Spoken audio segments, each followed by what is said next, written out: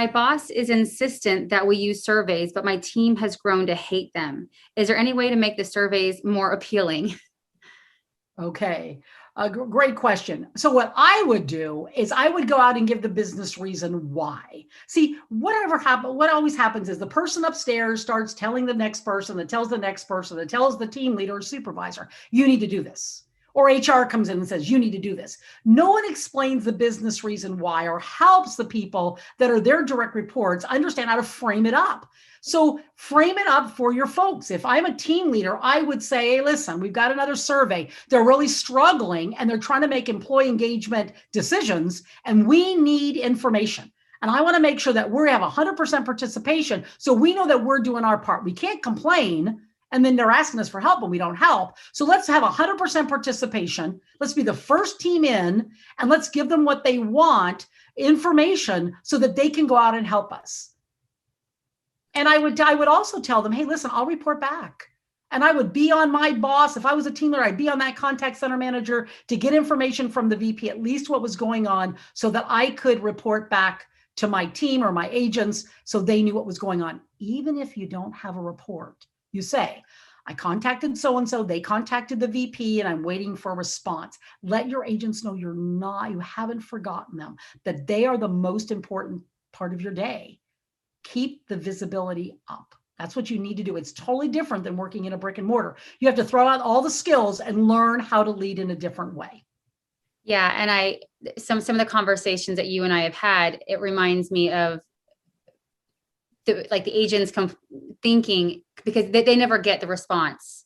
They'll put the time in, every day, 3 times a week, whatever it is, but they don't know what the answers were. They don't see any change. They said what they said, but they don't know, did anybody hear me? Does it matter? So if they feel like they don't have a voice, then there's not going to be any reason to any desire to take the survey in their mind. Exactly. And not just that, not just the survey, they don't want to show up. The coaching doesn't stick. Then they had tread out. I mean, it's that crisis cycle that I talked about that's on that YouTube video on our Virtual Live Labs YouTube channel. It's literally a chain reaction. And you can have a successful cycle. You don't have to have a crisis cycle. You can have a successful cycle by using some of these tools. Now, that brings up a really good point about feedback loops, communication feedback loops. And so that what you were talking about is the agents never hearing what's going on. Well, that's leadership's fault. So you need to go out in a video or go out in your group chat or post it on your intranet or on your team website or whatever you're using inside your organization, and let them know, hey, listen, I went into a team leader meeting today and I brought up these 3 things that we've been chatting about and talking about in our team meeting that you've been telling me about in your coaching sessions.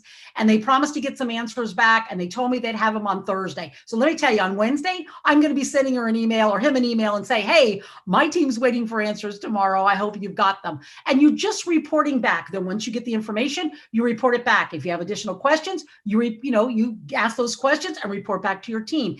Keep the communication feedback loop going on everything, which again is a lot of moving parts. It's like you're juggling things, but that's really what it takes to literally manage in a work at home environment. Now, here's the thing is you can have your agents, your rock stars, the ones that really want to move into a leadership position. You can give them and assimilate information to them and have them do a communication feedback loop for you. So now you've got several people. We call these captains inside my organizations when I've led contact centers, and you can have each captain have their own feedback loop for their communication. So lots of different tools to use out there. Communication is critical.